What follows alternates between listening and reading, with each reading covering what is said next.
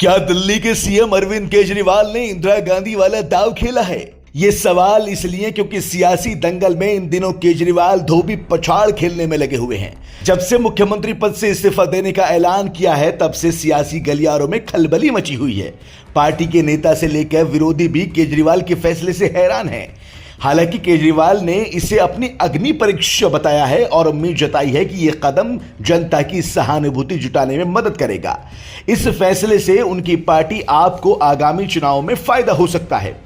राजनीतिक जानकारों की माने तो इस्तीफे की बात पर केजरीवाल ने एक तीर से कई निशाने साधे हैं। इस्तीफे वाले दाव को दिल्ली में एंटी इनकम्बेंसी फैक्टर जीरो करने की रणनीति से जोड़कर देखा जा रहा है, लेकिन इसके पीछे उनका नेशनल ड्रीम भी है, जिसके बारे में आगे बताते हैं। लेकिन उससे पहले यह आपको बता देते हैं कि जमानत पर रिहाई को राजनीतिक मौकों में बदलते हुए केजरीवाल का यह कदम दिखाता है कि वो सुर्खियों में कैसे रहना जानते हैं। जिस तरह से इंदिरा गांधी ने 1970 में प्रीवी पर्स को समाप्त करने के लिए विधायी और न्यायिक लड़ाई हारने के बाद समय से पहले इस्तीफा दिया, वैसा ही फिर से देखने को मिल रहा है। रिपोर्ट्स की माने तो उस दरमियान इंदिरा गांधी भी संसदीय लोकतंत्र की संस्थाओं से निराश होकर जनता के पास गए, उनसे अपने जनादेश को मजबूत करने का आह्वान किया। जब मार्च 1971 में चुनाव हुए तो उन्होंने गरीबी हटाओ की लहर पर सवार होकर भारी जीत हासिल की। कुछ ऐसा ही करने की केजरीवाल भी सोच रहे हैं, ऐसा दावा रिपोर्ट्स में किया जा रहा है। बताया जा रहा है कि अगर आम आदमी पार्टी दिल्ली विधानसभा चुनावों को समय से पहले कराने के लिए राजी करने में सफल हो जाती है तो उसको काफी फायदा हो सकता है।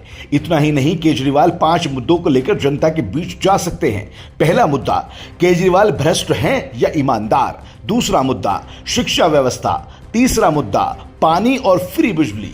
चौथा मुद्दा, एजेंसी के नेताओं पर कार्रवाई।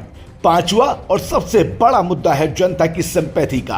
दरअसल सिंपैथी को किसी भी चुनाव का सबसे बड़ा मुद्दा माना जाता है। आम आदमी पार्टी की कोशिश है कि केजरीवाल, सिसोदिया और संजय सिंह को जेल में डालने के मुद्दे को सिंपैथी में बदला जा सके।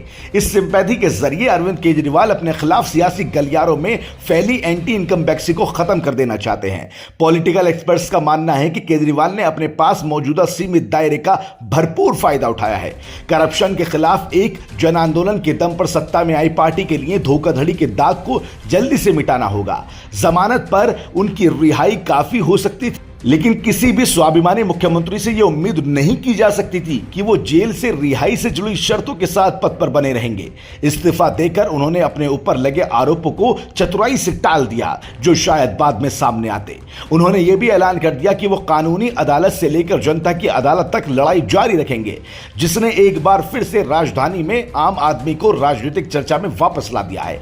इतना ही नहीं, इसका असर हरियाणा चुनाव में भी देखने को मिल सकता है। दरअसल सीएम पद से अरविंद केजरीवाल के इस्तीफे के बाद आम आदमी पार्टी हरियाणा की जनता के बीच ये मैसेज देगी कि आम आदमी पार्टी दूसरों से अलग है और केजरीवाल को पद का लालच नहीं है। इस साल के अंत तक महाराष्ट्र में भी विधानसभा चुनाव होने हैं। आम आदमी पार्टी वहां भी अपनी सीटों पर चुनाव लड़ने का ऐलान कर चुकी है, जिसे आपका नेशनल ड्रीम भी बताया जा रहा है, क्योंकि केजरीवाल की पार्टी अब लगातार देश के कोने कोने में अपने पांव पसारने की कोशिश में लगी हुई है।